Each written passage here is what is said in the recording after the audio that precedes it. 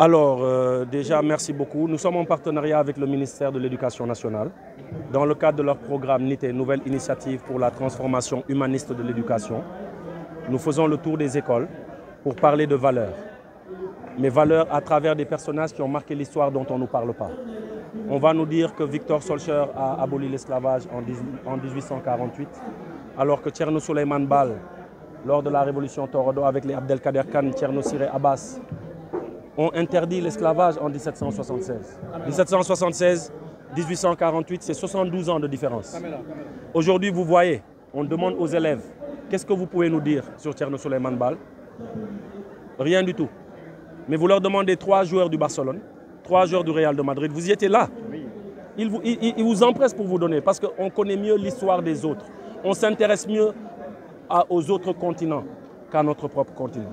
Donc nous, l'idée c'est de mettre en avant la charte du Mandé, la charte du Kourou Kanfouga de 1236. L'ONU va nous dire qu'elle a ratifié une soi-disant charte de déclaration universelle des droits de l'homme en 1948, alors que l'Afrique avait en 1236, au XIIIe siècle, une charte qui faisait office de déclaration universelle des droits de l'homme. Donc ces valeurs qui sont dans ces chartes, ces valeurs qui sont chez Cheikh Anta Diop, chez Abou Bakr II, qui a foulé le sol américain bien avant Christophe Colomb, avant la naissance du père de Christophe Colomb, on a eu un explorateur qui a quitté le fleuve Gambie à côté et qui a foulé le sol américain en 1311, 1312 dirait aussi le professeur Pathé Diagne. Mais pourquoi on ne nous parle pas d'eux? Donc aujourd'hui ce partenariat avec le ministère, c'est justement raconter l'histoire, mais la vraie histoire, avec un regard africain. Parce qu'en général, on nous raconte l'histoire avec le prisme occidental. C'est vrai que la plupart de ces histoires sont dans le manuel, mais ils sont en fin de programme et les élèves ne l'atteignent pas.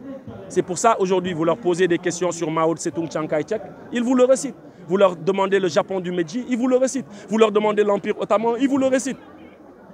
Ce n'est pas mauvais. Mais nous, on doit parler du Kadior, on doit parler de l'éclatement du Jolof après qui a suscité le Walo, le Kadior, le Bundu. Demandez-leur des questions sur le Bundu. Appelons n'importe quel élève, que quelqu'un me dise quelque chose ici sur le Bundu.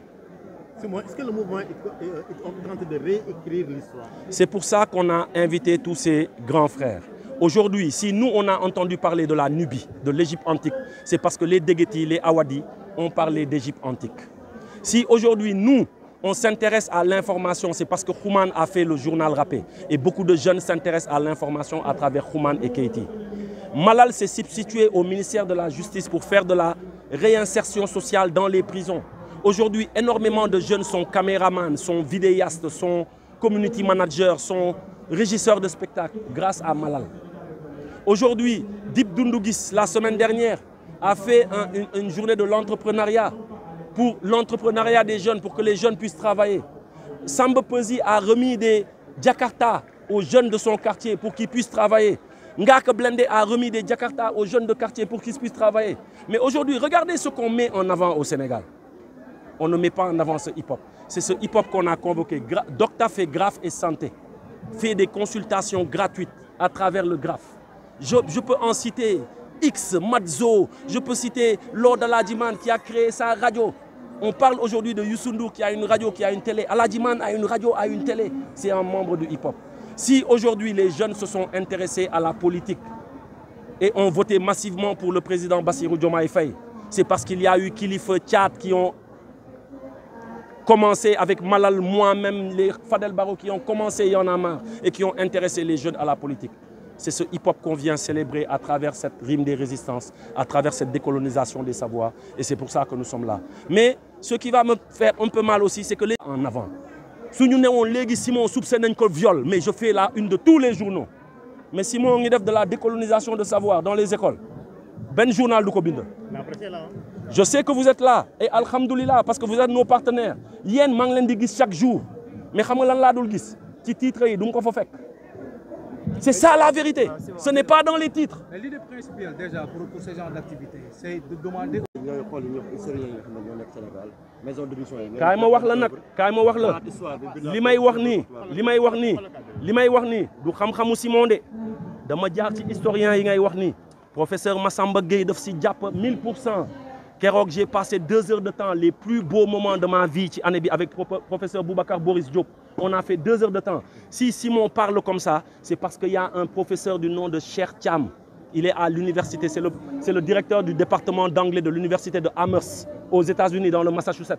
Moom moo formaté sama façon xalaat moom moo ma ne Simon xadar bi dafa bëri wàññi ko defee ko nii. Aujourd'hui, on est en train de travailler sur un parallélisme des trajectoires. Si je vous parle de Fanta Sadiel Bardé, mais Cheikh Moussa Camara de Gangué Soulé, qui le connaît ici? Cheikh Moussa Camara de Gangué Soulé. Et tey su ma la neewoon kan mooy Descartes léegi booy yi tari su ma leen waxee kan mooy Socrate léegi mu tari.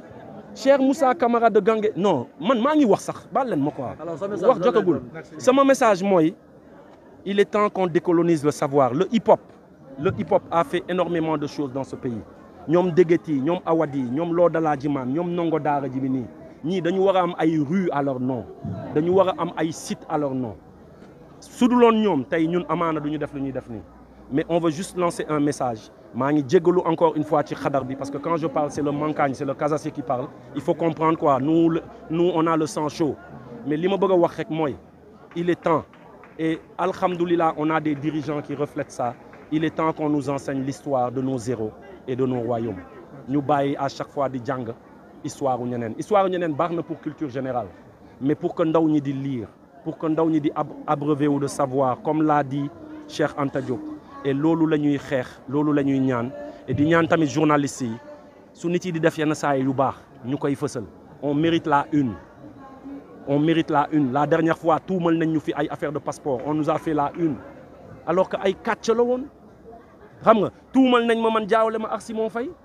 Ma dégg lu ne sama yaay di waaj a AVC. Hein? Non. Waxtu wax bu jotee barke Maulana Cheikh Al Islam dinañu wax parce qu'on a des choses à dire te musuñu ragal. Les gars, ça fait 30 ans que je fais ça. J'ai commencé le rap en 96. 96, j'ai fait au secours Satché, waa réew mi ñoo ngi dee au secours Satché politicien yaa ngi ñuy rey waaye dee ngi nii seede ñu jàpp ñu di ñu liif ba 6 heures du matin yóbbu ñu centrale sama papa ñëw fay 7000 francs ma génn